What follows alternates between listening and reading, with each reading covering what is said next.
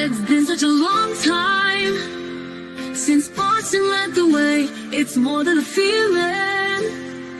It's Mike and Tom to start the day. The heart of Massachusetts should be freedom, justice, and liberty. Freedom led pilgrims to Plymouth Bay. Salem trials had justice too late. The sons of liberty spilled the tea, and then the redcoats spilled their blood. The shot heard around the world rang out from the Bay State. Boston strong and ready to defend.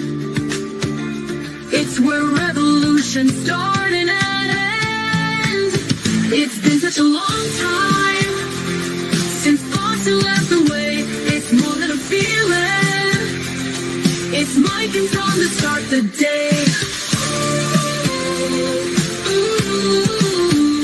Quincy Market, Freedom Trail, Charles River, Boston Harbor, Bunker Hill, Griffin Wharf, Fenway Park, Omar Charge. It's been such a long time since Boston led the way. It's more than a feeling. It's Mike and Tom to start the day.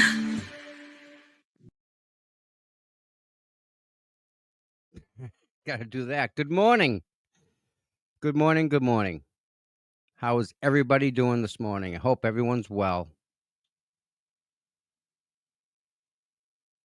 Just trying to read the chat here and get caught up.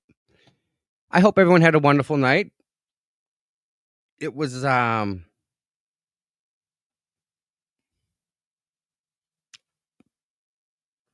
can't. My day progressively got better after yesterday morning. So I went and spent some quality time with a close friend, and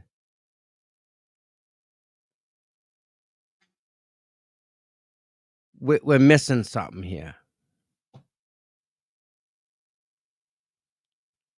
You know how, and this is just an example, right? And I'm just throwing this out there. You know how there was a fire in New Bedford and 9 people lost their lives and a bunch of people got displaced, stuff like that. You guys know what I'm talking about. We should have been like I should have drove my rear end to New Bedford in Fall River. I'm sorry. Mary, you're right. It was Fall River. Allie, yep. Correct. Ladies, thank you. That facility in Fall River, you know, I should have went down there and seen if anyone there needed anything. Clothes, blankets, slippers. I, I don't know, you know, and I missed it. That was an opportunity that we could have went and done some good, you know. And I'm not talking about like fanfare, blah blah blah blah. But like if I went down there, right? Even if I did members only, and I went down there and seeing if anyone needed anything, even how about a cell phone? What if these people like they lost their cell phones with the fire? You get bailing, you're not grabbing your phone. Some of these people, they're lucky to even get out, but they still need phones. Walmart, $40 prepaid phone. Here you go. Stuff like that. You know, you need to make a phone call. Some of these people to tell your family you're all right. That's something that I wish I had seen that, and I think we could have done a lot of good in that one little tragedy.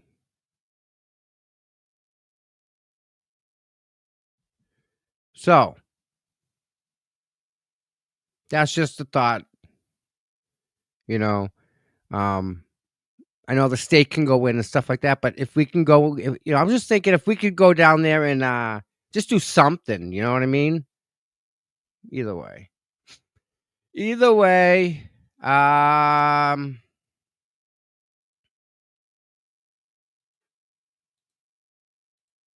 Wow. Okay, so I can do that. How do I get rid of this? All right. So let me do this. Copy. Donkey, where are you? I just seen you, my friend. Where are you?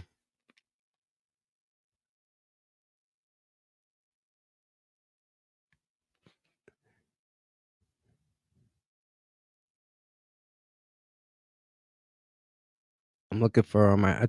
There you are. Can I send you a message this way? I can't. Why won't it let me? Can somebody get him a link? I don't have. I'm trying to send him a message to get him the link. I can't. It doesn't let me. All right. So while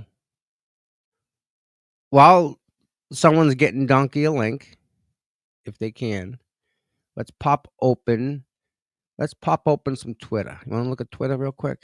Let me share the screen. Twitter. Boom. Here we go. Home.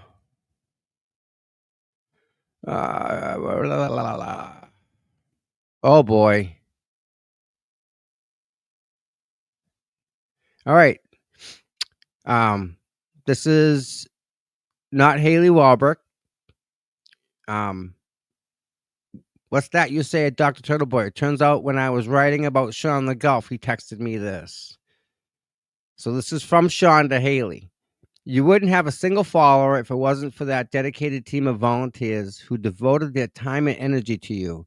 Once you fucked them over, it wasn't hard to figure out what a piece of shit you are, and that I would find all kinds of material on you. You're one of those people that wouldn't come back from the field due to a fragging incident. Nothing worse than a traitor to your own people. You must know a lot about me. Looks like you got played. Daggers locked and loaded. Okay. If this is what Sean wrote to Haley, he probably shouldn't have written that, because that's not true. I know he's got help, but that boy does a lot of work himself. Like he busts his butt doing the research and stuff like that. Once you fucked him over, I don't think he screwed anybody over, but I don't know that. Wasn't how to figure out. Yeah, well, I'm sorry, Sean, but Haley's like twice the man. Sorry, dude. He just is. Yeah, he's one of those people that wouldn't let the fragging incident happen to begin with. The freaking Oh, what's this?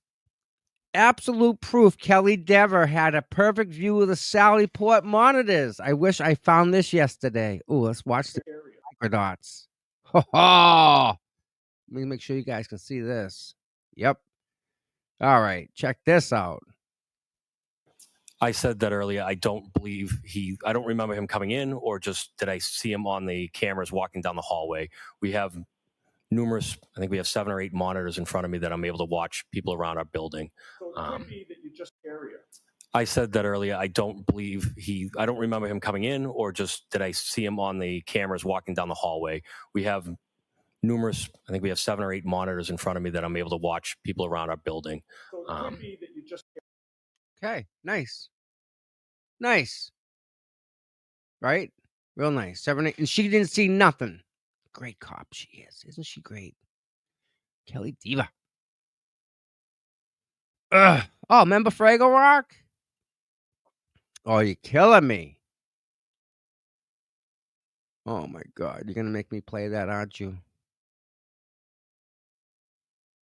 Kill him. Oh my God. I don't believe I'm doing this. Oh my God. I am so old.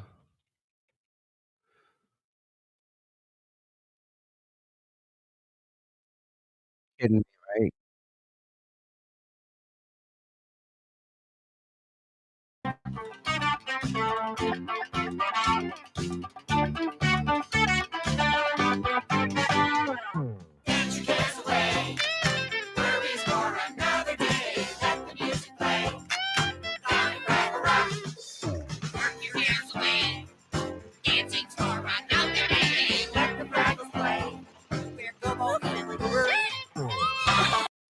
can't. Sorry. I'm getting old here, guys. Remember that? Oh my word! Bet you never had that in your bingo card today. Fraggle Rock. Oh, we're all getting old. Fraggles. Remember that? We're Mike. We're blessed. Mikey, we're blessed over here, bud. We have the best people. I mean, we lived in the best time. These kids nowadays, they have none of that. They got none of it. Oh my God. I watched it this morning, watched this 3 times.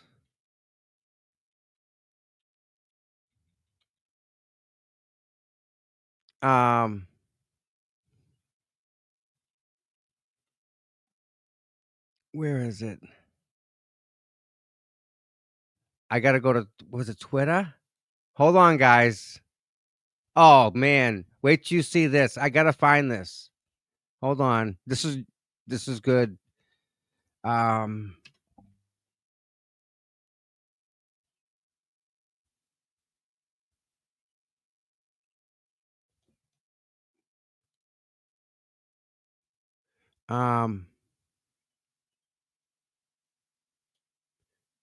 Cut.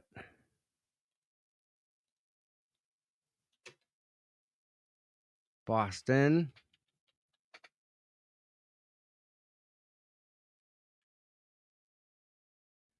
Hold on.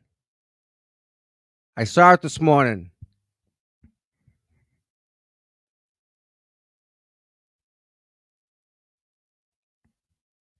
Come on. Where is it? Oh my God.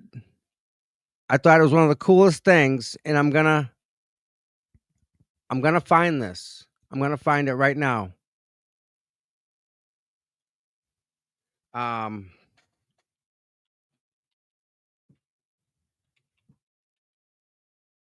PBS.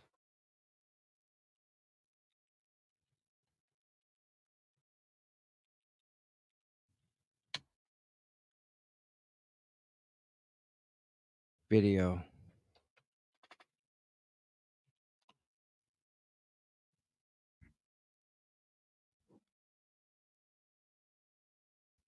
Come on. I watched it this morning and I should have sent it to myself. I didn't. Damn it. Hold on. Nope.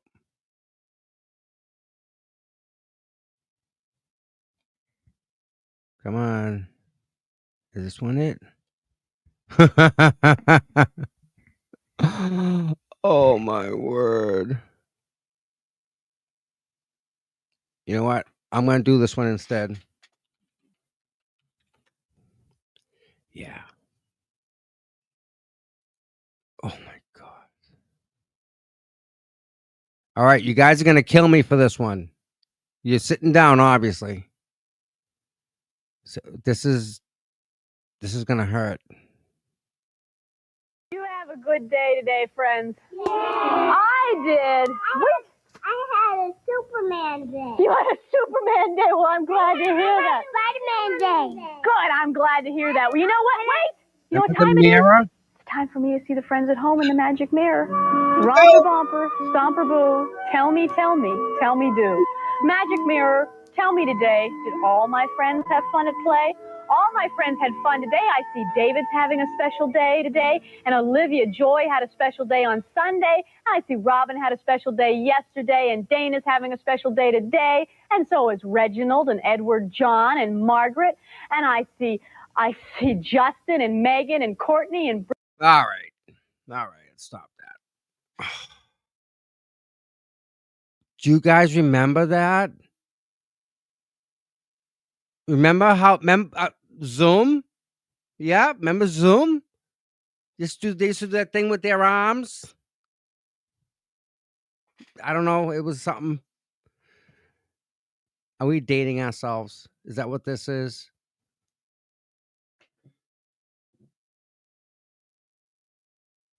Oh my God, Perth, Australia. Really? I would absolutely love. I guess it's hot down there, but I'd love to go to Australia. I some of the most beautiful stuff I've ever seen out there. I'd go metal detecting though. I'm a metal detecting guy. I'd look for gold. Lots of gold down there. Wow. I'm actually very blown away that this is all the way in Australia. I never thought it would be out of Massachusetts, to be honest with you. And look at us now. All over the world. Oh, you want the captain? Cap, I can do that. Captain. Oh my God.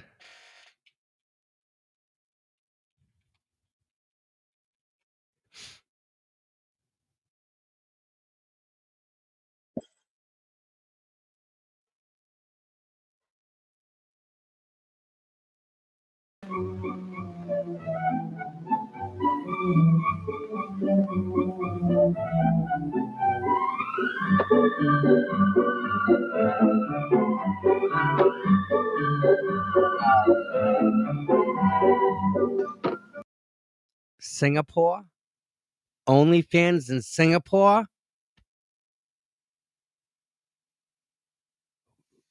Thank you, thank you, thank you.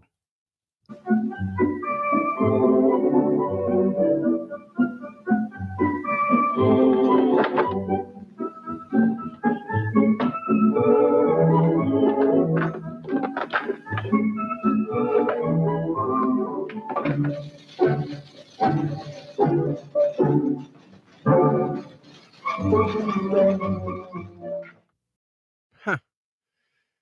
Captain Kangaroo. So I was looking for a video. I watched it this morning.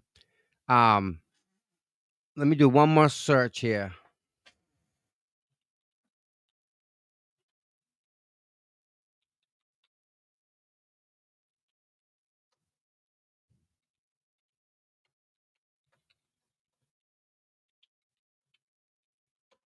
Somebody was using their head.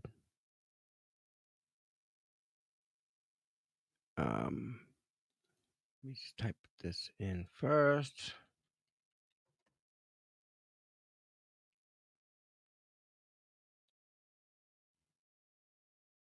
It was only like a 15-second clip too. It was just real quick.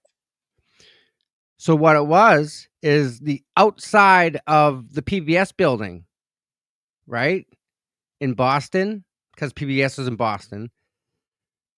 On the outside, it's corrugated, and then with vinyl like letters, they labeled it.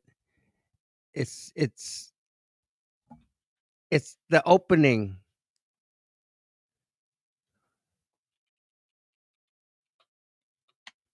And it's the it's the opening of it, the song.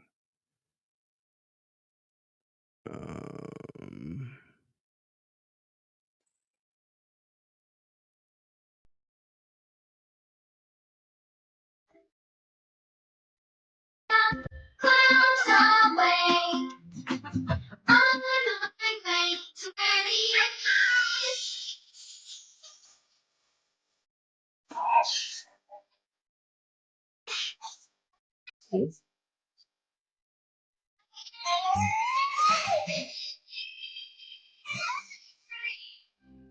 Come on and move your Oh, all right. Hey guys, we got a guest here. Bump. Hey, good morning. Morning. What's up, bud? Not much. Do you remember Maybe. all this stuff that we're going back in time over? Yes, I do. And I don't like it. Remember Reading Rainbow? Nope, I don't remember that. Reading Rainbow was a black guy doing just basically reading Oh, I stories do. out of a book and Yes, stuff like that. absolutely. I remember him. Yes, I He do says, remember "Take a that. look inside a book of Reading Oh, Rainbow." Yeah, So old. We're old. we're getting there. What was the other one? Um, We got Sesame Street. We got all the cartoons. they had some good stuff too. He-Man. Um, damn. Inspector Gadget. Junction, junction, what's your function? Hooking up words and phrases and clauses. Conjunction, junction, how's that function? I got 3 favorite cars that get most of my job done. All right, we'll stop that. Enough of that shit. Jesus. Woo! So, listen, did you hear about the juror who was in the grand jury leaking Yeah, stuff? I was reading some of that the other day. I didn't get to watch Turtle Boys live last night. I Just made had it, a made lot it of stuff like going the on. first 30 minutes, and then that's a blur.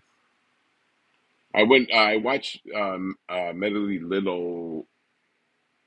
Yeah, I watched Little last night, and she went over everything. And the only people that are reporting stating that it's part of Karen Reed's case is the news media, Correct. and And I think Krusty, of course, is trying to point the direction towards. But there's nothing in the documents or the charging documents or anything that as, U.S. attorney or anything is stating what case this has to do with. I think the only correlation is that she was on the grand jury during the time the Karen Reed trial was going on. Like she would have been sitting on the grand jury amongst the Karen Reed trial timeline. I think that's The only dates do thing. kind of line up. Yes, they do But kind of line up. they're You not know, saying that this is about the Karen Reed trial itself. Roger. It was about the CDL nonsense in the trooper that was get caught doing that. Oh, that's what it was about then? Yeah. Yeah. Oh. Because so Nothing. many assumptions were going out. If this lady was sitting on the trial Oh, and United Kingdom. she leaked out some information, then how did anybody get her name? So So it was a lot. it's real easy. What happened was the lady that was on the grand jury told her girlfriend, and her girlfriend goes on the Facebook and makes a post. Wait till you see what happens tomorrow with the CDL shit. And the feds are like, whoa, because it's just so they did see that lady looked at her Mhm. phone, said, "Oh, this lady's on the grand jury. You know her? Yeah, it's my best friend." So it's got zero impact or zero bearing on anything. So Yeah. but again, people want to make it what they want to, and they're trying to make connections that just aren't there.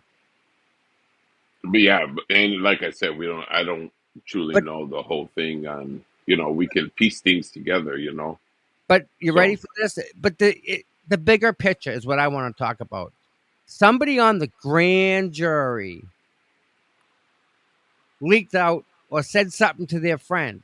Yeah, the grand jury is like the most sacrilegious thing other than a female's bedroom. Like that is, they determine whether you go to get arrested and get charged. Like Roger. that's the scariest type of a thing. And you're gonna have someone saying leak it out? Yeah, because it was under seal. Right. That whole situation was under sealed. The whole grand jury's under seal. It's what the reason for the grand jury. Secret. Roger. Real quick, Joey Kane, thank you so much for the gift and the memberships. Wow.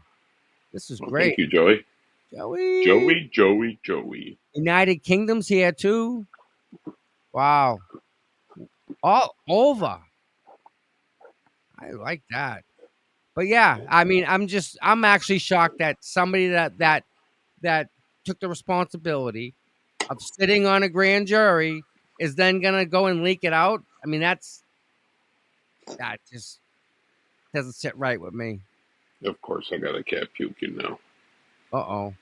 Yeah, damn animals. Yeah.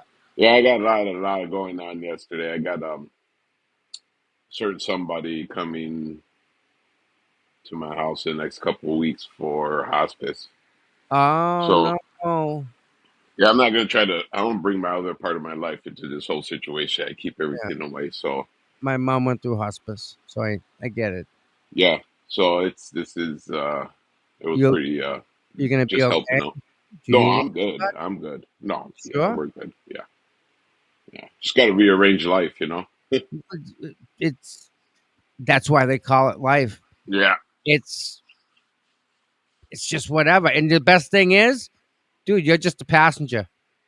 on this one, yeah. You know what I'm saying? You're I just a and this one, passenger. on this one, I got to be supportive on this one, you know, and it's like it. And I was telling this other person, I was like, I've been through a lot, you know, throughout the military. You lose some, you know, you actually lose some friends along the way, Yeah. and it's either they passed away tragically, or they get shipped off to another base, and it's like in the military, you train with these people, you get to know these people, you know, Yes. like You're close. they are your brothers and sisters. How big of a So class was it, would you say? Was it a class of 10, a class of 40? for Was what's it that, sir? like your group when you go through training and stuff like that? How big is So your through class? basic training, your group will probably consist of like maybe no more than 50. So that's Um, close. and So that's you just on know the everybody. male side, and then the females are in a different area, Right. and Yep. that usually consists of 52. So they try to push in as much as they can.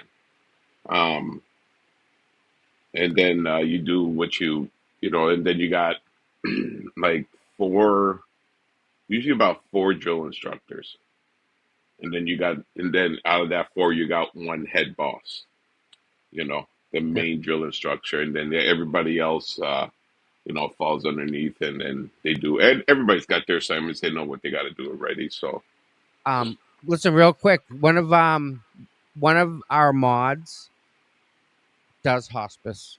So if you need anything or have any questions like that, I can hook you up with her. She's just one of the most amazing people that all my mods are just stellar. I can't yeah, say enough about them. But I know one of them does hospice. So yeah, my if grandparents you went through the need, same deal too, you know, with yeah, hospice, and the thing is like. If you do hospice in another location, either a hospital or a building, then it costs a lot of money. So when you do hospice at home, it's yeah, covered by their insurance company. So, yeah, but it sucks, you know. It's just like I yeah, said, it's it all part of does. life. It you got to go through that whole thing that you don't want to go through, and you avoid it, and you avoid it, and you avoid it until you don't have a choice. Yeah, it So really is. So, and but yeah, that's just part of life, you know. no, they say that they can't give you. You can always handle what they give you. You know, they'll never give you more than you can't handle. So Yeah. Well, you come to a point in your life where life stops giving to you and starts taking away from you, you know, and it's just reality, and it gets you prepared. So one day when your parents do go, so like when your grandparents pass away, you know, yep, even though you're not living with them every single day, it still hurts because you were raised also by your grandparents in some sport, sort of speaking. So it kind of, you will never be prepared for that death, but it just shows you that this is part of life, you know. And I was talking to the other person, and I was saying, you know, like you just gotta accept it. You know, you're gonna cry, you're gonna get mad. You know, you just once you accept it, and it's okay to be mad. It's okay to cry. It's just part of life, you know. And with me, I guess I was training, and I can deal with it just a little bit better than other people. It sucks, yes, yep, and I'll have my time and my moments. And this person, you know, was, you know, a better mother to me than my own mom was. You get what I'm saying? So, yeah, yeah. No, people but take a liking to you and stuff. yeah, so I mean, it's just like I said, it's all part of life, and it sucks. I hate it. The Some strong people go, some people go young, some people go, you know, a little right. later in life. You know, The most amazing thing I ever saw. Um, I worked at a hospital, and I was in the room with a priest and his like handler when he died. And this guy, the priest, Mhm. was like bring me, like I'm ready, like come on, what are you waiting for? He, not that he wanted to die, but he had such faith that he Mhm. was going to heaven, like he couldn't wait. He was excited. That Mhm. that's faith and love that I can't explain it to you, but I could see it, I could feel it, and that kind of changed my life, my thought on just on how it happens. Who? But What's yeah, his name? Phil Robinson from Duck Dynasty, the guys that make the. yes, He recently passed away too, um, morning, and Michelle. everybody was sad, but he made it more. This is just part of the journey. The journey's beginning, you know. Yeah, And he unexpectedly died a little bit early due to other issues, but he kind of made me see things a little bit differently too, you know. Even though I've seen a lot in my life, but yeah, think but of the people that come along the way, this journey. People pop in and out of your life. Some people stay in your life, but other yeah, ones pop in, pop out, pop in. It's just think of the and people that he knew, right? And the power that he knew and had, and he couldn't control it or have any say in it because we're all just along for the ride. that's it. Yeah, we're on a time clock, so and Yep. eventually one day it happens. But And yeah, again, and that's why I try and help and try and do the right thing every day. I wake up, it's a whole new chance to start over. Here we go, right? well, I always tell my kids it's not always about you. It's about the things that you accomplish and the people you help along the way. Yep. And I'm big on helping too. I probably do it too much, but I'm big on helping people. I've done a lot of stupid crap in my life, and a lot I know. of and nothing stupid like bad, like, but just being a human being, Yep. and I lost myself a lot after going to Iraq. It wasn't me anymore. Yep. So, and along the way, you kind of find yourself, you do stupid crap along the way, and now I've always been a helpful person since I was a little kid, and now I'm just trying to do the best I can now to Yeah. try to wash the Make stains. up for the stuff in the back. You're trying to Right. over. Yeah. Hey, Trying listen, to. dude, don't worry about the last perfect person they hung on a cross. So no one's perfect, but we got to No. go through what we go through to get where we're at. I wouldn't want to go through what I went through before, but I would to get where I'm at. Everything we do in life has put us where we're at. Yeah, The experience is all about experience. yeah. And I wouldn't change much of any. A couple small little things here and there, but no, I'm happy with who I am and where I am. good. You know, So and what we got to talk about today? I don't know that thing. The Let's talk about cats with Down syndrome. It's a bad thing. How about dogs with Tourette's? But they bark all the time or they just shit all the time. Ah! What about let's look at some microdot stuff. You want to do that? Yeah, I seen his video the other day when I was working out in the garage He just does with such a Deaver or fucking great Dever. job. Yeah, Is it Deaver? Is it Deaver or Dever? Deaver, I think. Okay, whatever. I just want to say it wrong. Kind of like me spelling Colin the wrong way Yeah. on purpose. I listened to that yesterday. I was listening to Glary yesterday, catching up on his stuff. Anytime I'm working in the garage and stuff. So, and I didn't get to listen to Turtle Boy. I'll watch that today. Anytime I figure out the rest of this stupid truck. All right. So let's tear this apart.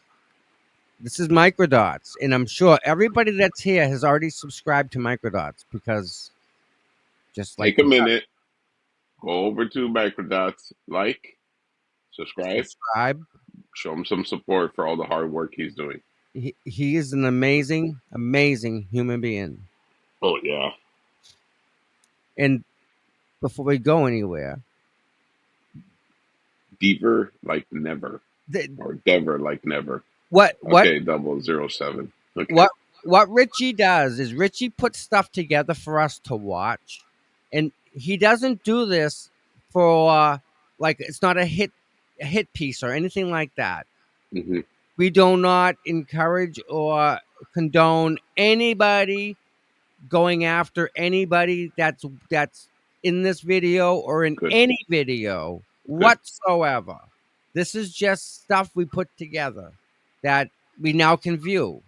It's not a green light to go attack anybody or send them an email or call them or anything of that sort. Just don't, right? Just don't, no matter how much you hate Julie Nagel, I mean, you can post a meme, but don't call her. Don't go to her work. Oh wait, she doesn't go to work. Just be respectful, okay? Yeah, just you guys are better than that, and I don't think our people would do that anyway. But I just want to throw that out there because the people will say that we're gonna attack Miss Deaver over this, and that's far from the truth. The damage. Listen, the damage is already done. That person did it to themselves already. Exactly. I would never. And it's blasted all over the news. So, you know, just it ain't us. Let the certain entities, you know, the people that we can't talk about in court, and other agencies, let them do their jobs and let karma work. So, Turtle Boy needs her energy. Yes, Turtle Boy. 100%. And we still need to find justice for Officer John O'Keefe. Yep. Because, like I asked Mike, I'll ask you, who killed John O'Keefe? Must be keep ill about the dead, but Sandra's not going anywhere. Yes. I get what you're saying there. Like Leanne. Yeah. Absolutely right on the money with Leanne. And we just did a fundraiser for him too. And then someone else they raised $15,000 in like a couple hours for the guy. If they're gonna drag this out the way they're gonna drag it out, of course they will. That's the only thing. They're gonna. Oh, I know. They haven't got a case, but they just want to drag it out to. It just to hurt them, just to hurt Turtle Boy, just to hurt Karen. It was just to drag it out to put them through stress. That's all it was. Has anyone organized a standout for Aiden? Well, that's a good idea. That's a really good idea. But where can we do it? We got to think of a really good place. Well, that's a conversation, and it sucks we can't go to the State House, right? I mean, we can, but getting there is half the issue. No, you don't necessarily go to standout. Let's just do what we used to do for Karen Reed, you know, or Sandra Birchmore, or the others, you know, like just standing in the corner and First Amendment and, you know, putting up signs for stuff like that. I wonder if we try and get this to go around the world, like virtually, like us, like we did it before with Karen. Remember, we were getting pictures from all around the freaking country and around the world of people with Karen Reed signs. I cannot see Turtle Boy not being heard in this whole thing. I'm sorry. Oh, yeah. When I first started with this case, it was through Glare. Yep. No. Was it through Glare? Probably. No, the DUI man. I was following him. Larry Foreman. Yes, Larry. I was following him on the different case that was going down in Florida. He's my attorney. And then how he got involved with that. Then I ran into Glare, and then Turtle Boy. So there's, like I said, there's no way that in Ireland or, you know, across the seas that Turtle Boy isn't heard throughout this whole thing, because Karen is Turtle Boy. And Turtle Boy got brought up how many times? Oh my God! Exactly. Did they not try and meld them two together? Yeah. Bad. We can show that he's bad. They can't. But again, and then everybody else too. They covered it, and everybody else has mentioned his name too. You know, even on the anti side, they mention, you know, the grifters. And what? and they posted it out there. All publicity's good publicity. Is that what they say? Yeah, Yeah, Nan's right on the money. Look at this, right?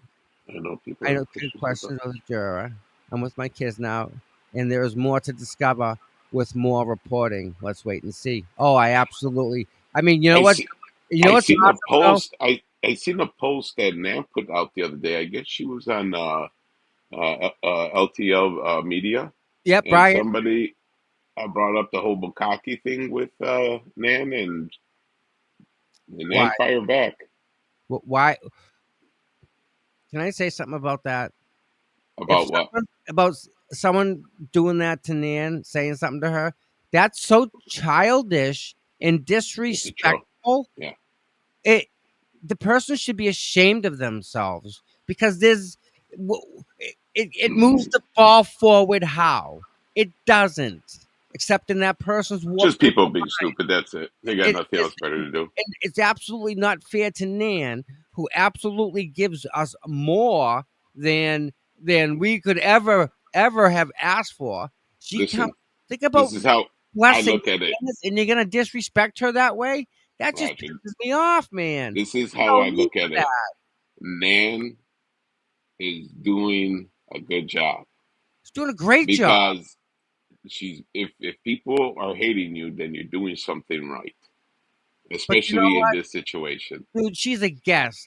She's a Oh, freak. Nan fired Nan. Oof. I know she can handle herself. Ooh. She's an adult. I know. People don't understand that they're poking the wrong bear. It's not the one.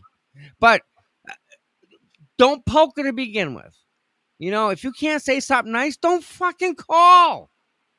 What's wrong with your head, guy? I don't understand that. Yeah, it's not for me to understand, but hey, that's what trolls do. That's what they're gonna do.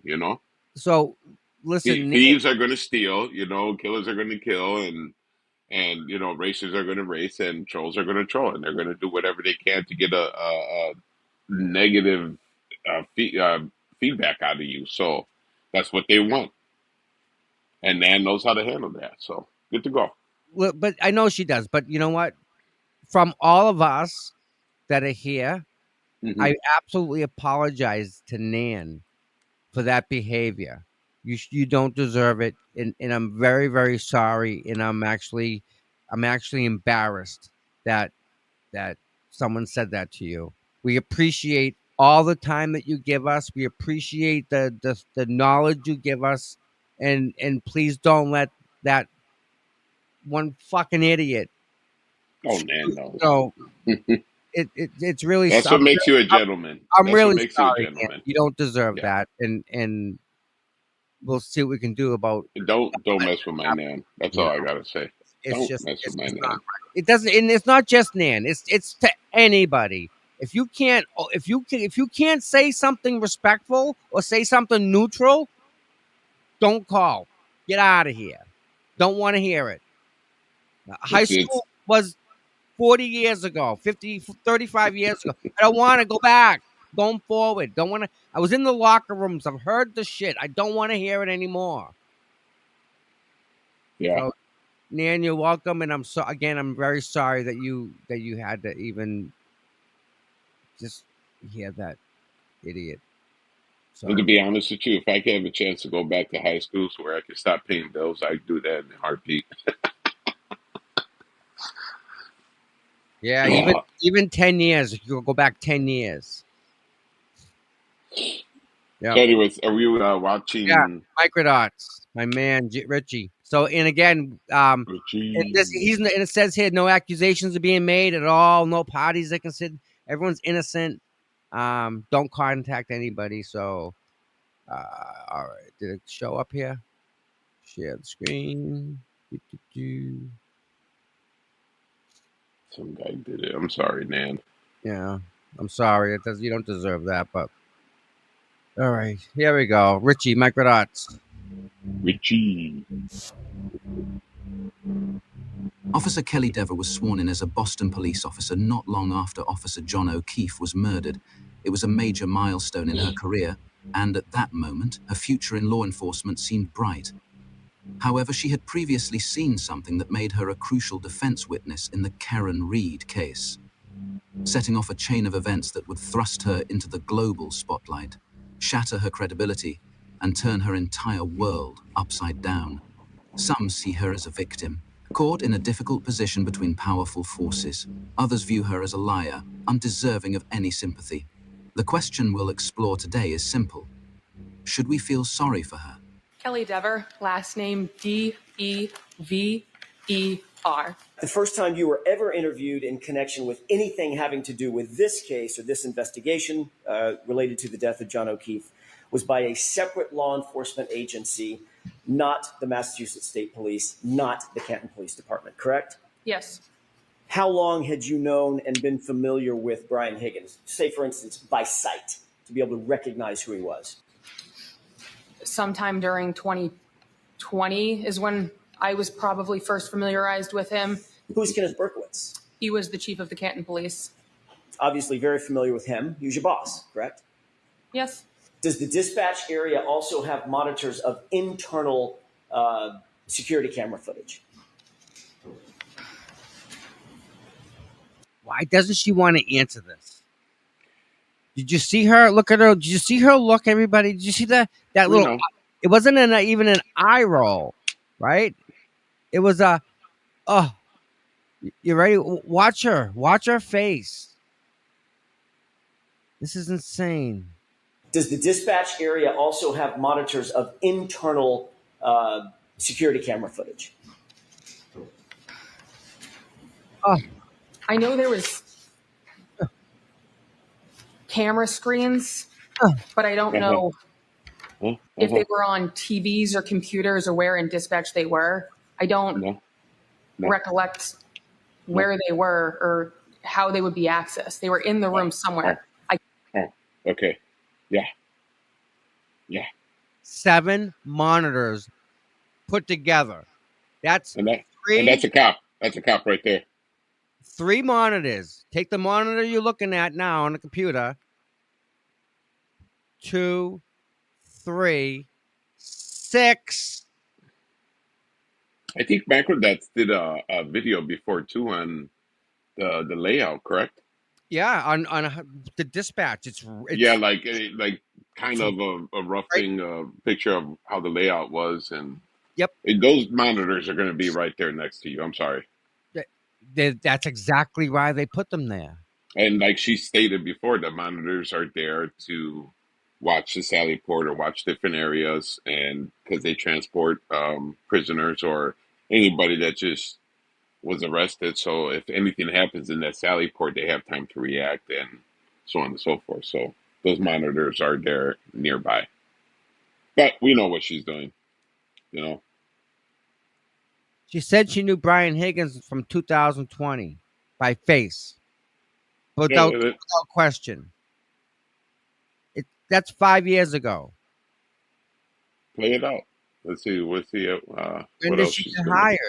Did she know Brian Higgins before? Small town. Everybody knows everybody. Yeah. I can't be From more what I specific. And Go ahead. I'm sorry. how old is she now? 12, 13. Yeah. No, the chat knows how old she is. I don't keep up with age. Let me see. I'm bring up the chat because I can't see. 27. Okay, so 5 years back, she's still a young girl. Still influence, very like you can influence her. New cop. 27. Yeah. All right, All right. Remy. Thank you. Thanks, guys. Family. Yeah.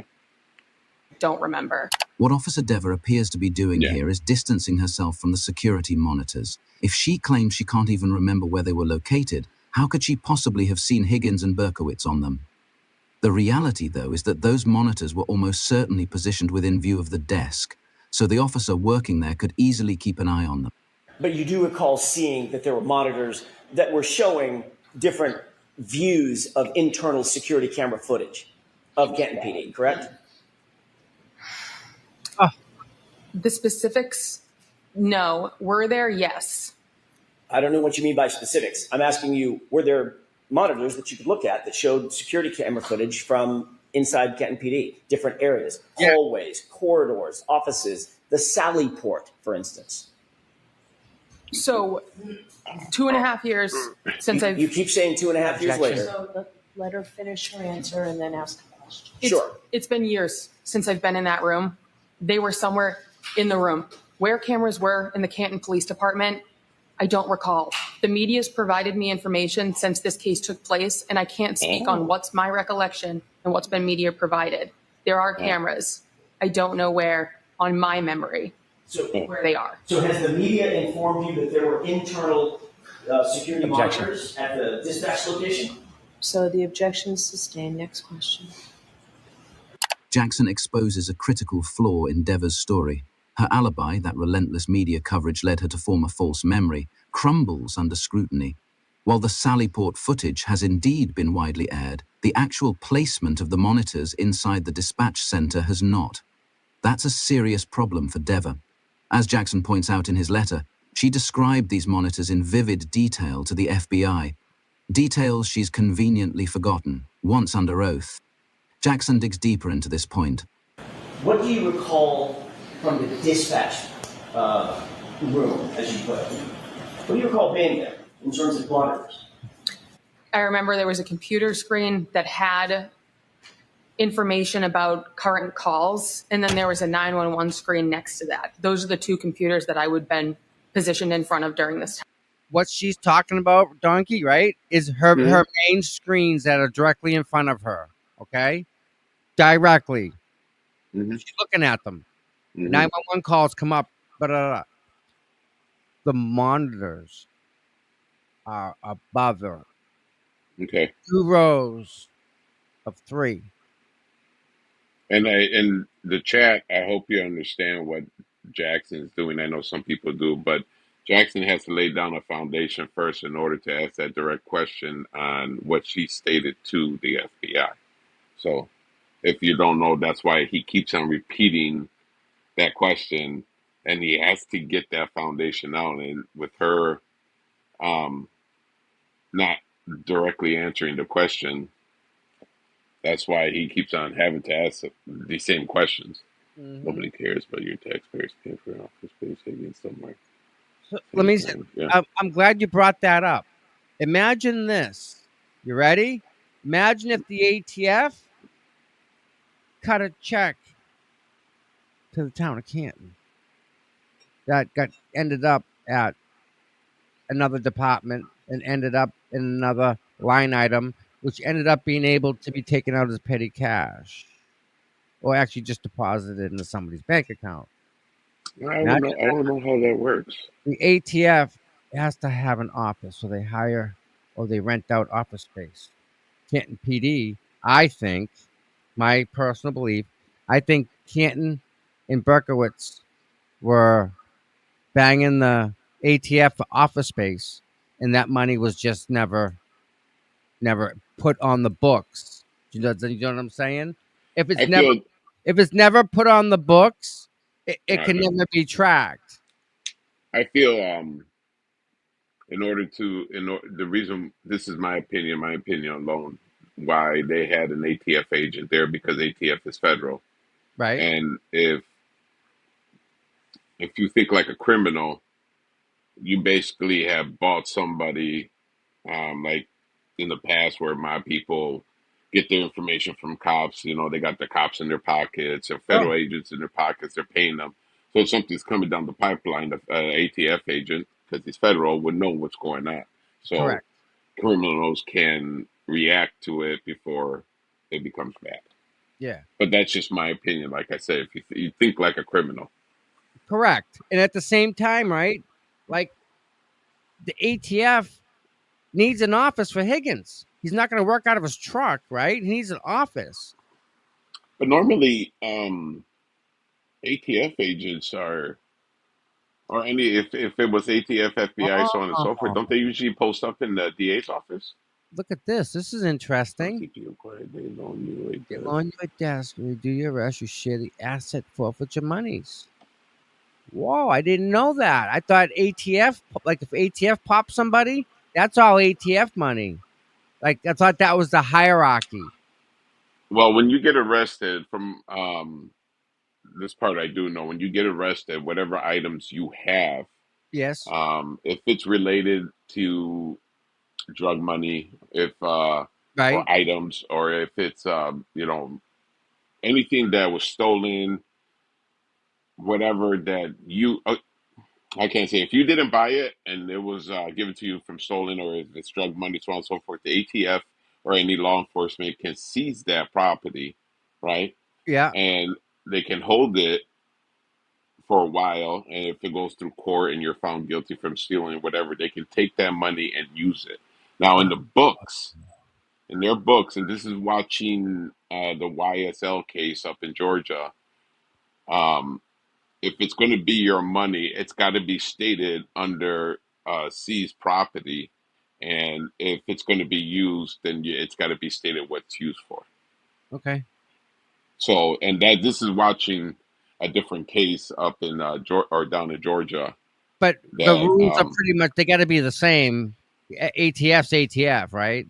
So you would think they'd standardize it, right? Rogers. So it's got to be one standard across the board. Gotcha. At least within range, but the premise has got to be the identical, right? You would think. Yeah. Yeah. Awesome. That's right. Fruits of the crime. Anything fruits of the crime is gone. Basically, yeah. So it doesn't even matter. It could be a car that you're driving, and if they can find out you bought that with drug money, then it's gone. Yep. Okay. All right, let's go. Time. Apologies. All of the cooperation Dever once showed to federal agents has now turned into open disdain for Alan Jackson and clear frustration at having to testify under oath.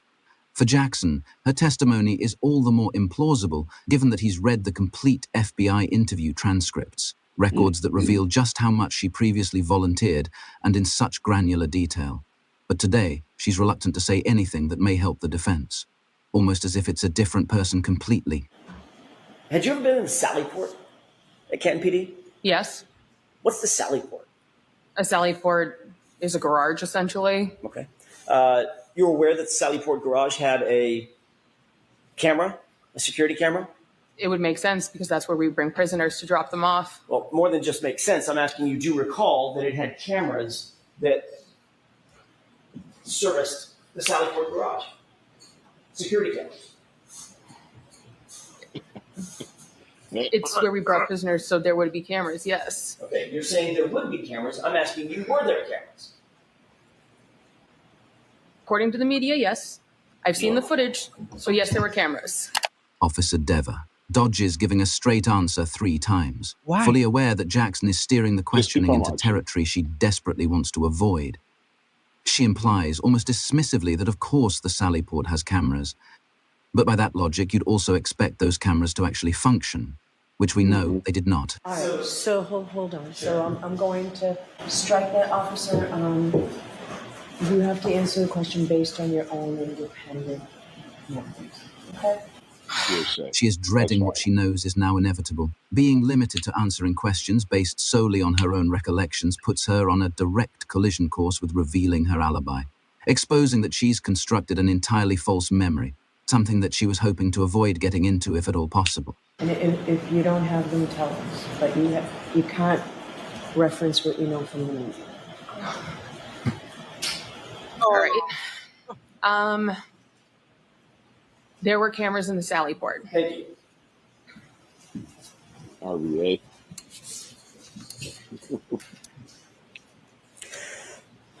Ms. Dever, do you want to be here today? I have no relation to this case, I so didn't ask you that. I asked you if you want to be here today. Objection. This isn't direct. Hank Brennan objects, stating, "This isn't direct," a small preview of the way he would have handled Michael Proctor if he was called by the defense, and the judge enforces the objection.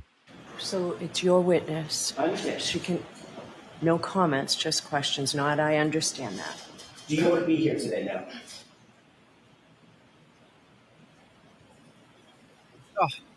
I'm put on the stand in a murder trial. I don't know why I'm here. I have no connection to this case. You have no idea why you're here? No. You've never talked to me. Nobody on the fence seems to talk to me since prior to the first trial. So I don't have any idea why I'm here. No clue whatsoever, as you sit here, why you might have been called to the stand. No. Are you uncomfortable testifying? No, it's part of my job. You're a professional police officer, correct? Correct. That means you're a professional witness to a certain degree, correct? In the crimes that I've gone on the stand before, James, I agree. yes, I have been. And you understand the oath? Yes, I do. What is that oath? The oath is to tell the truth. Did one of the monitors that you looked at, that you had access to at the dispatch area, did it show the video footage or the video feed from the Sallyport garage?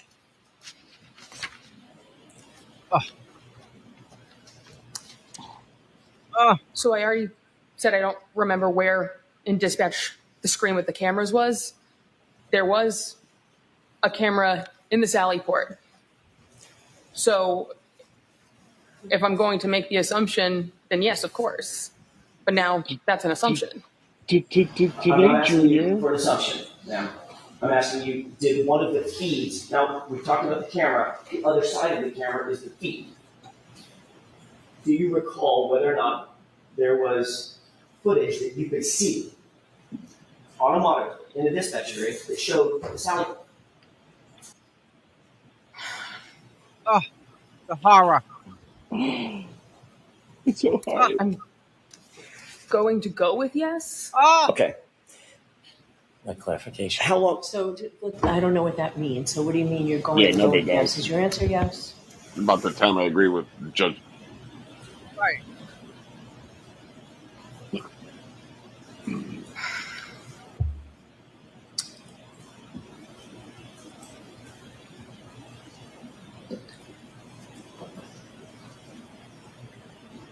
Yes. Thank you.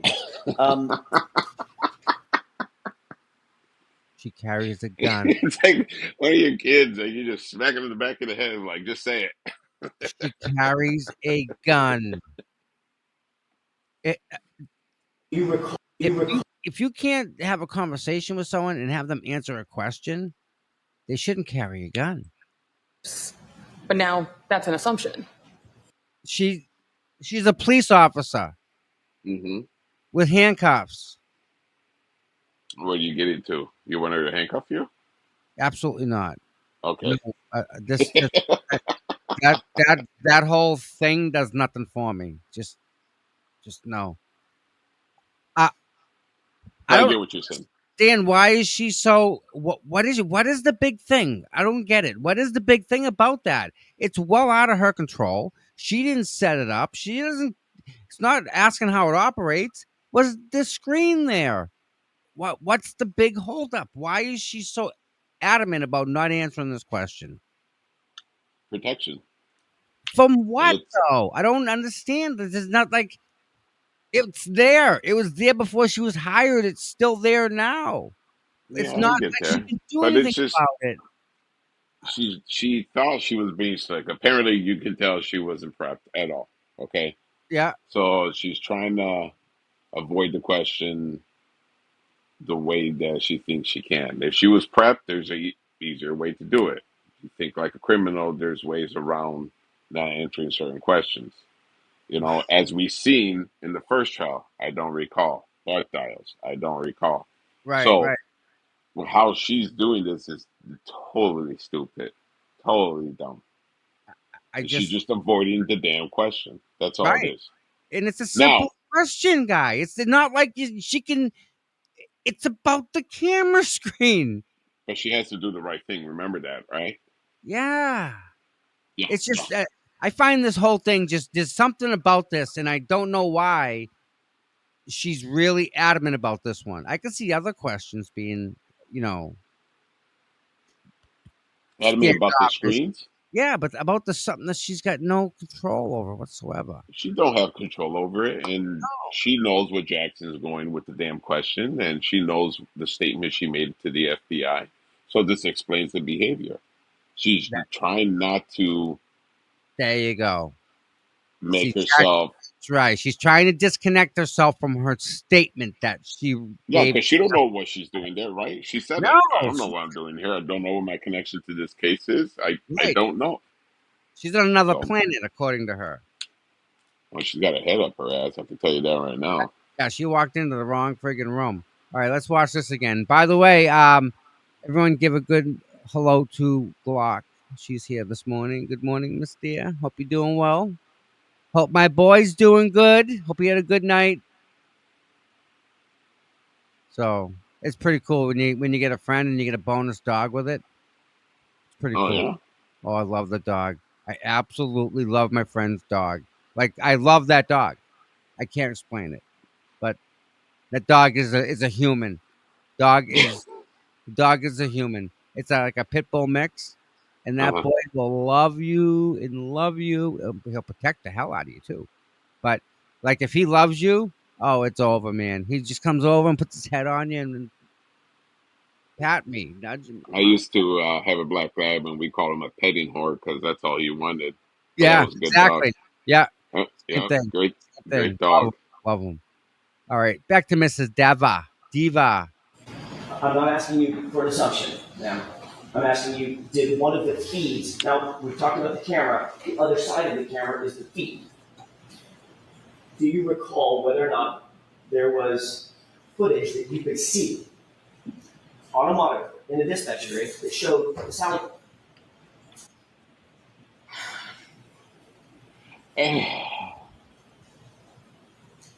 I'm going to go with yes. Okay. My clarification. How long? So I don't know what that means. So what do you mean you're going to go with yes? Is your answer yes? Yes.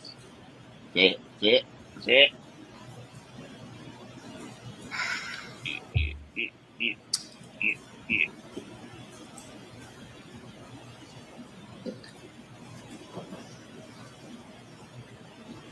Yes. Thank you. 33 fucking seconds to answer a yes question, guy. I ain't think I could hold my breath any longer. What time about did you take over the dispatch desk that morning? Immediately following when the 911 call came in. Would have been 6-ish in the morning. Does that sound about right? Let's see if I can get this out here. I don't, sometime I would say towards the later of my shift, but it was the middle of winter and dark out. So I don't know if it was 4, 5, 6. Understood. But it was still dark out. Yes. Once you took over the dispatch desk, did you stay there even past your normal shift ending to support the investigation that was ongoing?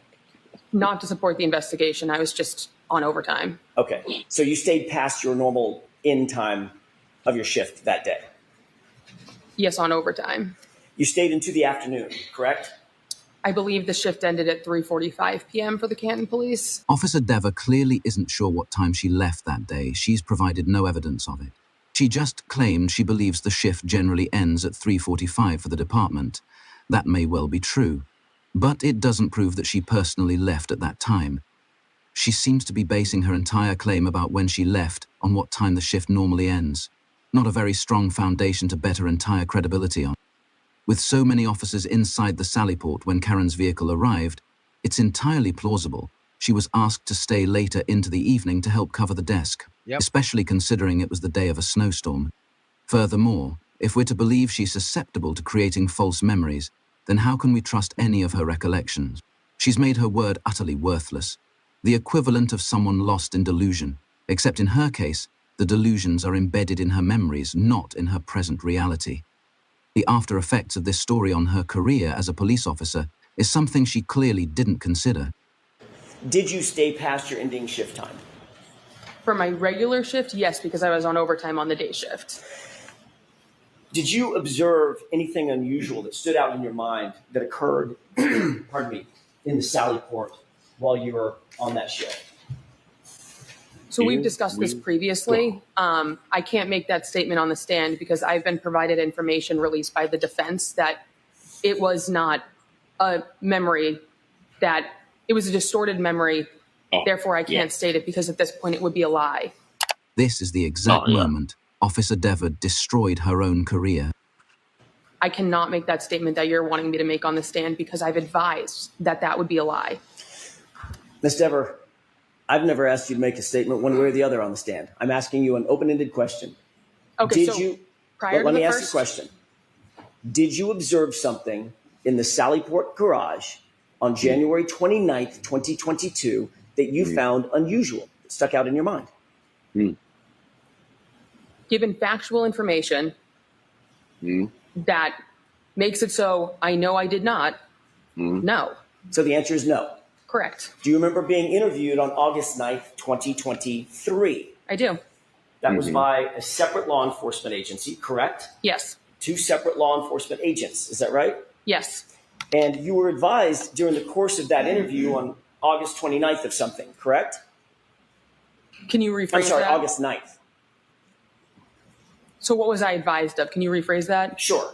Were you advised that lying to those officers would be a crime? So it was a willing conversation. I've spoken with their legal team. Because of the fact I was provided factual information that showed a statement of mine was a false memory, it was not a lie. Therefore, I made it in good faith, and I retracted given information that it could not be accurate. Ms. Dever, did you understand my question?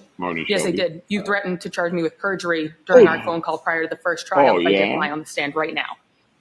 I'm telling you, I did not see anything. Factually, I've been provided evidence by a timeline that it is not correct.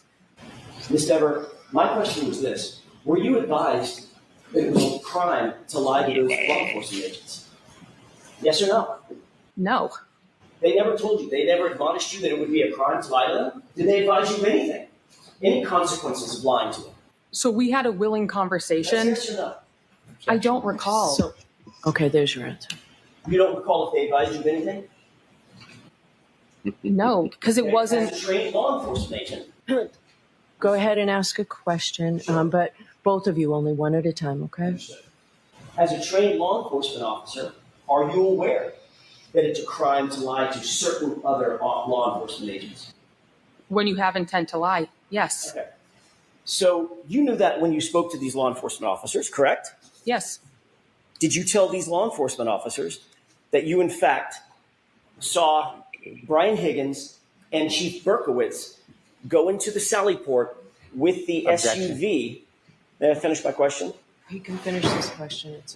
Go ahead. Did you tell those law enforcement agents on August 9th, 2023, that you saw Brian Higgins and Chief Berkowitz go into the Sallyport together and alone with the SUV for a wildly long time?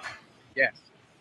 That was my recollection at the time. There's a clear pattern with many of the Commonwealth's witnesses in this case. When first interviewed by the FBI, they tell one version of events, driven by fear of federal consequences. But once that fear fades, they change their stories for this venue, where they feel much safer under Judge Cannone and the Commonwealth. That's because perjury charges would have to come from Norfolk DA Michael Morrissey, and he's not about to charge anyone who's bolstered his case.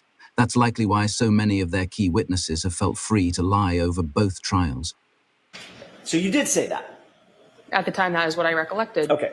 There's another major flaw in Dever's claim that the media somehow planted this memory in her mind. The Sallyport footage is missing 42 minutes. The clip is only a few minutes long, and it's unclear who is present. It could never have created the impression that Higgins and Berkowitz were doing something for an unusually long time. Furthermore, Higgins doesn't appear in either of the Sallyport videos entered into evidence. But there's an even bigger issue with her alibi that allows us to completely dismiss it on the spot. Dever was interviewed by the FBI on August 9th, 2023, at a time when there was very little media coverage of the case. The Sallyport videos hadn't even been reported on yet, and were unknown even on social media. They wouldn't surface publicly until they were shown during the first trial. According to the media, yes. I've seen the footage, so yes, there were cameras. When you perform a Google News search for Sallyport Karen Reid up until August 9th, 2023, when she had her FBI interview, there are 0 results. The next place to look to find out what was being discussed online near the end of the summer of 2023 is the center of the Free Current Reid universe. Back then, Turtle Boy was discussing things like the rolling rally and standouts happening outside Reid's pretrial hearings. Absolutely nothing about Higgins or Berkowitz in the Sallyport at all. So where exactly did she get this false memory from? This seems to prove she manufactured this excuse, not realizing there was nothing she could have seen to create the false memory before she was interviewed. It appears she had no desire to testify against two fellow officers, one of them her former boss. Desperate for an escape, she clung to the timeline, convincing herself it had to be a false memory. But in doing so, she never stopped to truly question whether that was even possible or how it would affect her career. Did you have a conversation with anybody in the commissioner's office at Boston Police Department? Not about anything malicious.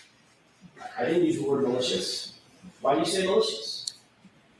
I had a conversation, but it was my department saying, regardless of what I need to say on the stand, they support me. Regardless of what I have to say on the stand, they support her. That had nothing to do with the damn question Jackson asked. That's a good, huh? It's a little bit... Nothing. Nothing. Why do you say malicious? I had a conversation. The original question was what? The commissioner's office. Fellow officers, one of them her former boss. Desperate for an escape, she clung to the timeline, convincing herself it had to be a false memory. But in doing so, she never stopped to truly question whether that was even possible or how it would affect her career. Did you have a conversation with anybody in the commissioner's office at Boston Police Department? Not about anything malicious. I didn't use the word malicious. Why do you say Yes or no? malicious? I had a conversation, but it was my department saying, regardless of what I need to say on the stand, they support me. You were asked to go to the commissioner's office, correct? Yes. How long had you been on the Boston Police Department at the time that you were invited to go up to the Commissioner Michael Cox's office?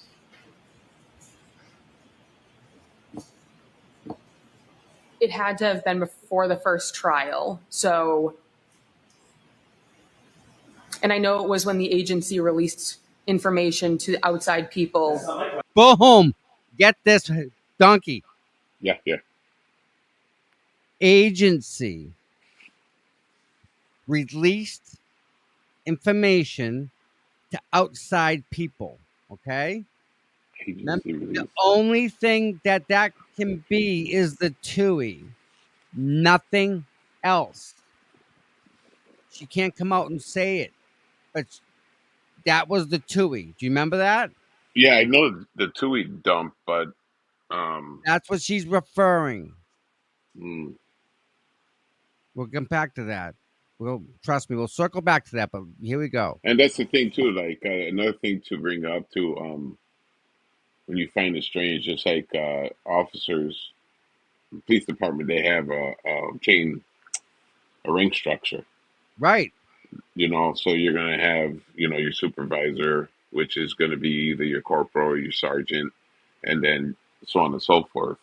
So getting called to the commissioner's office, that's a pretty damn big deal. Just jumping all that rank, just to have a conversation. Right. Like that commissioner. You're right. People may not realize the importance of her going to that person's office. That's a big jump in usually, like if she was going to her boss's office, that's one thing, and you're in trouble. And then her boss's office, you're in deep shit. And that boss's office, something's bad. But no. We're going way up. We're going and if it's just let's say that the commissioner said just wanted to really say that, hey, we understand what's going on. You got something coming up. We support you. Just make sure you do the right thing. Right. And that was it. A simple email, a simple phone call, or let's push it down the chain of command. Hey, tell the captain or the lieutenant or the sergeant to let her know this is directly from the commissioner. But no. See, that's what makes it so suspicious, because that is very, very rare. A court case, Here's my problem, bud. Here's my problem. You ready? No. Just like the grand jury is a protected thing, so isn't that Tui. Somebody gave her access to the Tui and access to what she had reported to the FBI. That was included in the Tui. So Tui was given both to the defense and the prosecution, just right. like Arca. Arca and what it, was but given to what it them, and said though, what it said inside, it said that she saw Berkowitz and Higgins working on the rear end of Karen's vehicle in the Sally port in the Sally for around the SUV for a long period of time. She's trying to get out of saying that. Yeah. So by false her, memory. not if she can find a way that it didn't happen on the screen, then she's got an out. Because it couldn't have happened. I don't have access to that screen. I didn't see it on the screen. That camera wasn't running on the screen. So that was a bad move. That's how she was trying. That's why she took so long to answer those questions about the stupid monitors. Because she's trying to get out of saying what she saw on the monitors. Okay, here's another thing I just came up to. Where's that video? Oh, we watched it. It's the black. It's all black with like maybe a silhouette for half a second. Okay, but that's hold the on. video. Listen to this. If she seen, this is what she's telling the FBI. Yep. If she seen Higgins and the chief in there, so that means she had to see that face clearly. So that means there was a video out there. Yes. That's not all distorted. No. Because if we're watching the damn video that we can barely see anything, we're trying to make out things, then no, you can't see faces. So here you go. Nope, there's a video out there. Here is how the operating system of that unit works. Are you ready? But you get what I'm saying, right? Oh yeah. So are you ready? Like what she's actually seeing on the screen is clear as day. Is coming exactly from the unit that's recording. So the camera sees it. It goes to the unit pixelizes it, puts it in dots, and then the output is on the back, and it just ships it to the monitor. The monitor is a dumb thing. So what you're seeing on that monitor is only a replay of all the dots that are coming from the DVR. So by her saying she saw it, she's admitting that video was recorded and replayed on the screen in front of her. So that's clear as day. So she's seen clear faces. She's seen the vehicle. It wasn't distorted. It wasn't nothing. Because if that video was messed up. It's like I see you right now. Oh, yeah, definitely. And there's no way you're going to tell me those cameras were acting up because those things would have been fixed a long time ago. They need to see what's going on in the Sally port. A Sally port is in between secured area when the doors are closed. Yep. If they got to do a search or whatever case with the prisoner before they take them into a secure building. Yep. So don't bullshit me and tell me that it was all distorted. Then how the hell did you see Higgins and the chief? That's where Fanning and Crawford came into play. Yep. They take the video and they destroy it and they make it unreadable, unplayable, and undiscernible of anything. That's their job, is to wash it out. I really hope they dig into that. I really hope they do dig into that a lot more. I'm just confused how they have a company doing work that they supposedly get paid for to do at the job. Well, not anymore, right? Didn't that company shut down after John O'Keefe? The day after John O'Keefe. Yeah, the day after. Kind of weird timing, huh? Wasn't they scrubbed the day everything after John O'Keefe passed away? Yep. They got rid of the company. And then shortly after that, then the Fed stepped in. When did the Fed step in for Sandra? See, this is where all the dates get mixed up. I don't know. Yeah. Do you know what I mean? Like I remember they went in and they overturned the cause of death, right? Yeah. I, Dr. Michael Baden, best guy in the country, world actually, to do this. He said, "Yep," but then they went and arrested Fowle like 3 months later. Well, I know that from previous stories that they were already looking into corruption. Yes, correct. And then They tapped the DA's phones. Do you know what it takes to tap the DA and an active district attorney's phone? What yeah, judge is going to sign that? somebody singing. You need information, solid information in order to get that warrant. I'm gonna tell you that right now. Mm-hmm. Just to let you know, you Not need word of mouth either. Not nope. he said, she said. No. You need solid information and solid evidence in order to get a warrant to tap somebody's phone. Just like that. All right, let's go back to Miss Diva. It had to have been before the first trial. So, Never. and I know it was when the agency released information to outside people. That's not my question. Miss Dever was invited up to the commissioner's office following the release of the FBI documents, which included transcripts of her interview. It feels likely that the Commonwealth, upon receiving those documents, realized they had a problem. It's clear someone from the Norfolk DA's office called Commissioner Cox and requested he intervene on the matter. We can surmise this because those documents were sealed and access was strictly limited to the attorneys. Yep. You would have no way of independently obtaining that information, which is likely why he's vigorously denying the meeting was even about the Karen Reed case. I have no idea what they're talking about with Karen Reed. It had nothing to do with Karen Reed. No discussion about Did you Karen. tell Officer Dever to do the right thing? I didn't know she was even associated with that case. Would you find The white collar. it unusual that a rookie police officer would be called up to the commissioner's office personally to discuss a matter? It was a reflection of how good of a leader he is. It was not anything that I found unusual, given the fact he is someone who wanted to show support for his officer. She believes she's helping the commissioner by speaking up. But like a boa constrictor with its prey, every move she makes only allows Alan Jackson to tighten his grip.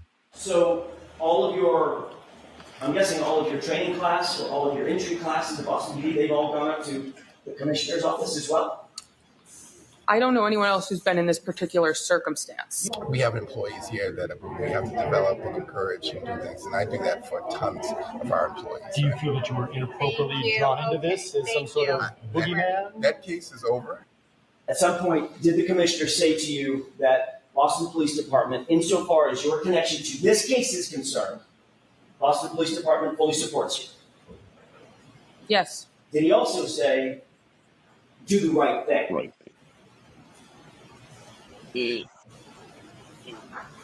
Grace, I never have said those words together.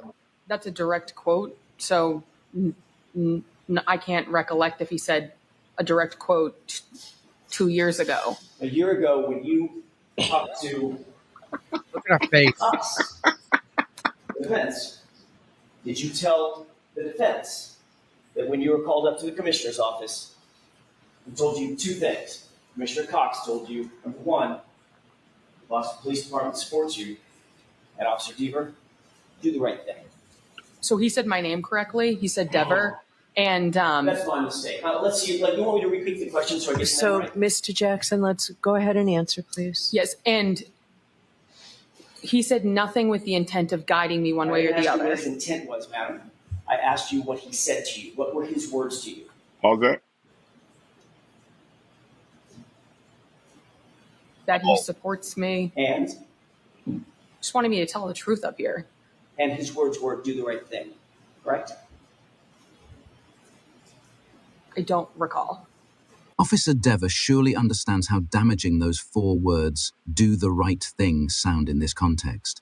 What's striking is that she herself told the defense that's exactly what he said during their phone call, a call in which she claims to remember plenty of other details.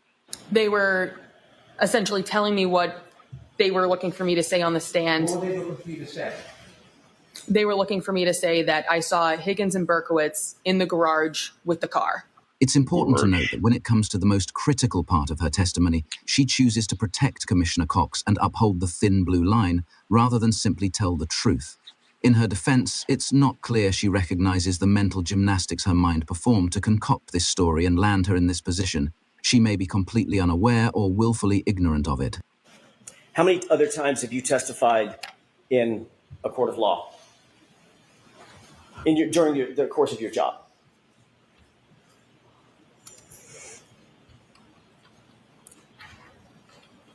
Two dozen, 3 dozen. Actually testified probably ballpark a dozen times. In any of those other cases, has Commissioner Michael Cox called you up to his office to discuss your testimony in any of those cases? Yes or no?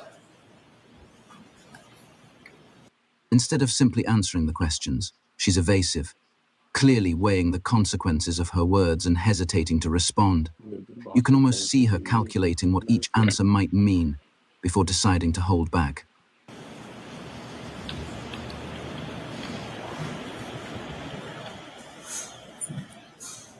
That's not a yes or a no answer. Well, yes, it actually is, Ms. Dever. So no comments, okay? Just. You understand the question? The question, yes. The implication. She is literally actively trying not to implicate Commissioner Cox and unbelievably just admitted it. The question is, in any of those, I'm asking you an open-ended question. In any of those cases, Officer Dever, not including this one, as Commissioner Michael Cox ordered you up to his office to discuss your testimony? No. Thank you. Bam. Nice job. I know, huh? Officer Dever smirks as her eyes meet someone seated on the Commonwealth side, apparently finding all of this quite amusing. She's clearly underestimated the seriousness of what's just occurred. As she sits on a leave of absence from the Boston Police Department, her credibility shattered, her career hanging by a thread, and entangled in scandal with Commissioner Cox. I was never on the scene. I never spoke to a witness. I never met a victim. I never spoke with a suspect. This was just a random shift for me 3.5 years ago at a desk. Miss Dever seems unable to grasp the importance of her testimony and continues to attempt to distance herself from it. Right? I have nothing to do with Karen Reed. Matter of fact, I didn't even know this person was associated with the Karen Reed case. Everyone, it seems, is trying to disassociate from Karen Reed's prosecution. He knows full well that the Karen Reed fiasco is a career killer.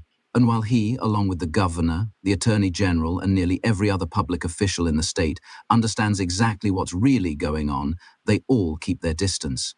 That calculated silence is precisely what makes them complicit. In Commissioner Cox's case, he is almost certainly lying. What you told those law enforcement agents on August 9th, 2023 was, quote, you recalled seeing Higgins at the station later that day on Saturday.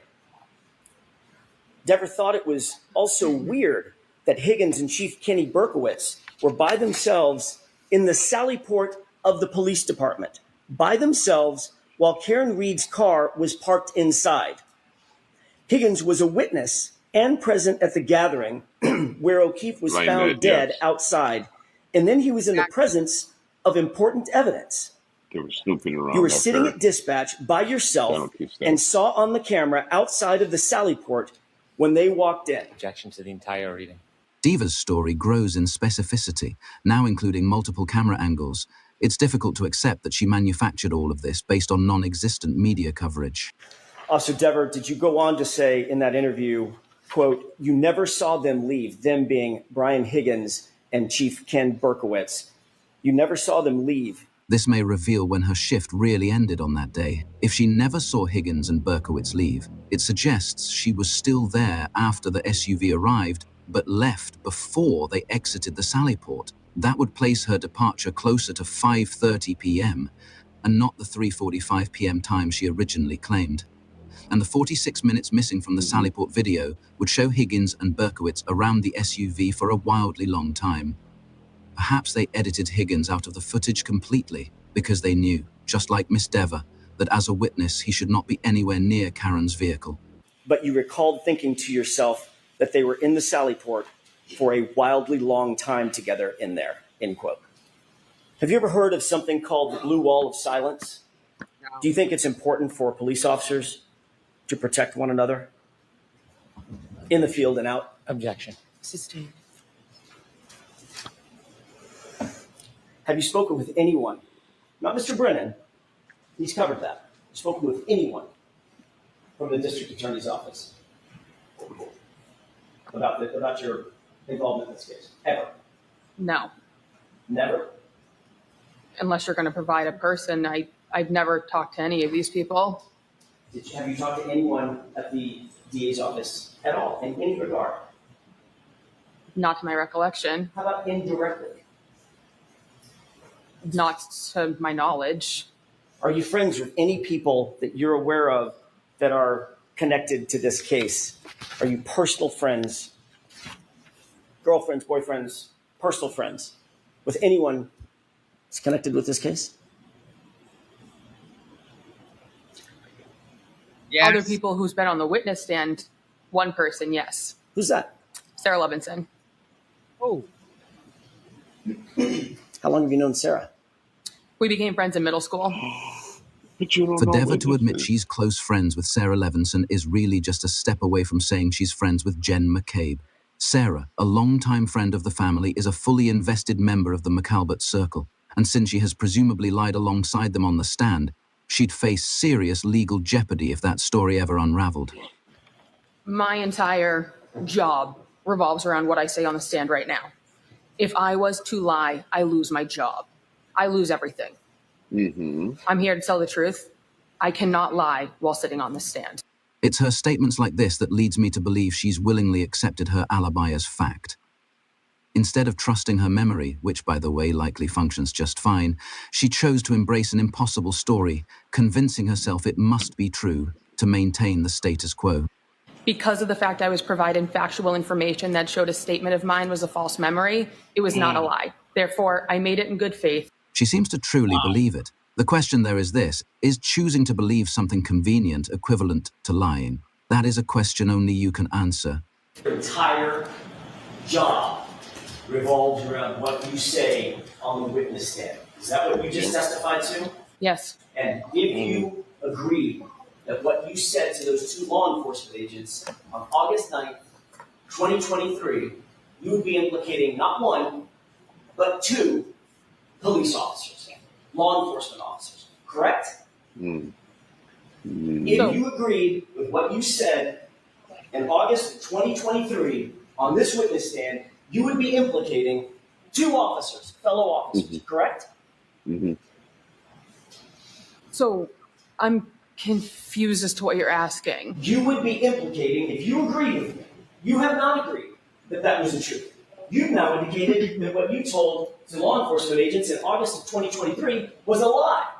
No. If you agreed with that statement here on the witness stand, you would be implicating two officers as having been in the Sallyport, weirdly, for a wildly long time with the SUV, implicating not one, but two fellow officers, correct?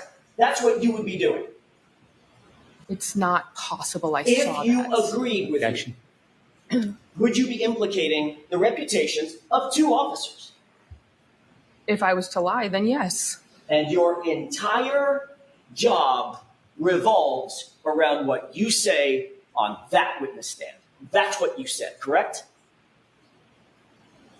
That's what you just said, Officer Dever, correct? I still don't really understand the question. You just said, all I'm asking you is what you just said. I wrote it down.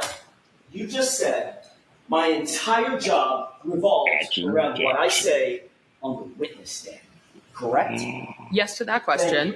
Is that not witness intimidation? Yeah. I mean, you can look at it any way you want to, you know, if, like you say, it was a very, very simple question. Yep. Implicate. If you would have said that false memory was true, then that means the chief and Higgins would have got in trouble or would have been questioned even more about what the hell they were doing in there. And bullshit, she called the FBI and said, "Hey, I got a false memory. Is it okay? I, redact my statement." Right. How do you even? Is there a form you fill out? She called. She said, Yes, that's what she said. But there's nothing in regards to that in paper or "No." writing. She said that in open court, and Jackson was like, "Oh, you did? You got any proof? Email or No. whatever?" So here, let's finish this up. This testimony was so damaging for Deva that she's now on a leave of absence from the Boston Police Department. While there's room to feel sympathy for a once promising career ending like this, it's crucial to remember that every witness must be accountable for their testimony. All of them face consequences and no one wants to be there.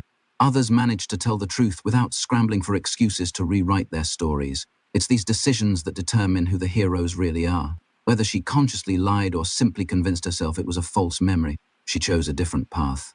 Karen Read was put in a far more dangerous position, and it was possible precisely because so many people chose that easier path instead of standing up for the truth.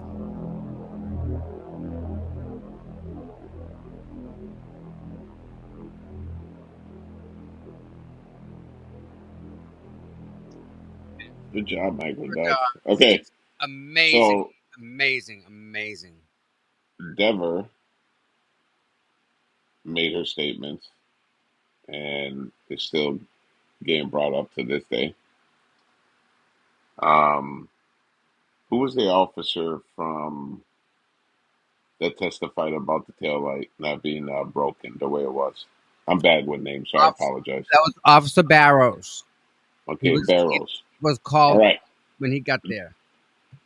Is Barrows getting brought up? Is he getting bothered? Nope. Everybody has a choice in life. That's right. Right? True. If people are forcing you to do something like that, you know, nailed like, it. Yes, absolutely. Yes. See, something like that, corruption works with not just giving you money, but having some kind of dirt on you where you have to testify or somebody's going to spill the beans, Right. you know? And all just protect Alberts, McCabe's, and Higgins, and the chief. Not worth it. You can say what you need to say, tell the truth. This is what I saw. And if you're not being liked, transfer out. Get the hell out of there. Because that's not for you. Serve and protect. Yep. Uphold the Constitution of the United States. It is that simple. True. Absolutely true. All right, my friend. I have to go pick up my nephew. So it's been a great day, my friend. Yes, it has. Thank you very much for the opportunity, and I'm honored to be on there to help out when your other ugly guy isn't around. So yeah, he's on his paddleboard with the fishing pole in his hand, having the best time. And you need a damn vacation. I know. I'm working on it. I may be taking a week. I don't know yet. No, I'm still working let's on set it in stone. Let's get something in stone. Thinking about this, I kind of deserve something. You know, I haven't been anywhere. I've been at this desk for the past 3 years. I haven't. I need to do something. So yeah, I'll figure it Get out. the hell out of here. Take a vacation. Put the damn phone down. And just take a damn break. I agree with you. I just need to figure that out. You'll get refreshed. You'll come back with some better ideas. You'll see things a little bit more clear. You just need a break. That's it. Yeah, I agree with that. Mean, even a dog gets a warm piece of the sidewalk from time to time, you know? Oh, forget about it.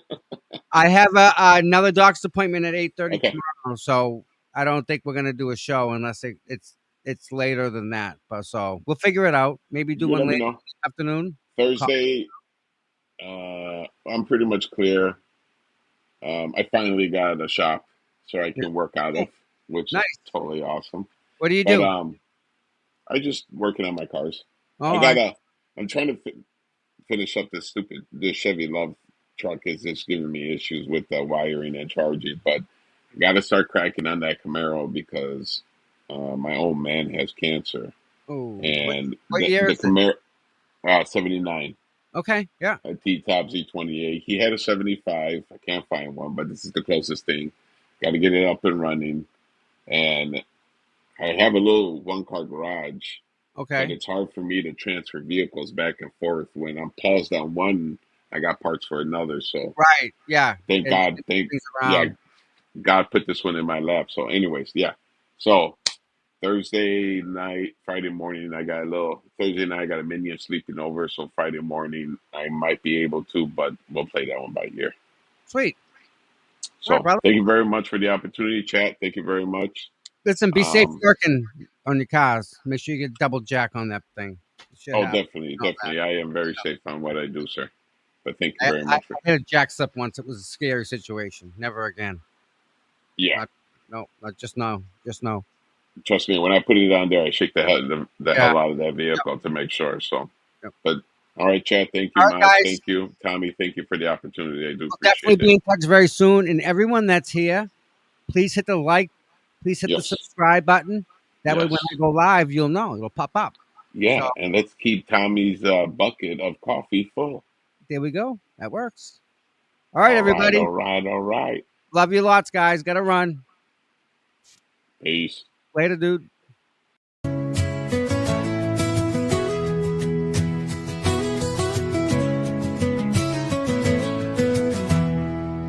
Cold mornings, cracked pavement, courthouse steps. He's there before sunrise while the world still rests. No cameras needed, no spotlight glare. Just a man with a purpose, always standing there. Facing the crowd, but the fight in his veins. Truth in his hands, pushing through the rain. Karen sees him, she knows what it means when you've got boots on the ground and you fight for your dreams. Boots on the ground, day after day, standing for truth in the hardest way. No fame, no worry, just a promise kept. Tom CPU, you never left. He don't ask for credit, don't ask for praise. Just fighting the good fight in 1,000 ways. When the cameras fade and the voices die, he's still right there, never asking why. He's got a handshake that you can trust, eyes that don't blink when it comes to us. Karen smiles because she knows it's true. She's got a soldier and his name's CPU. Boots on the ground, day after day, standing for truth in the hardest way. No fame, no hoarding, just a promise kept. Tom CPU, you never left.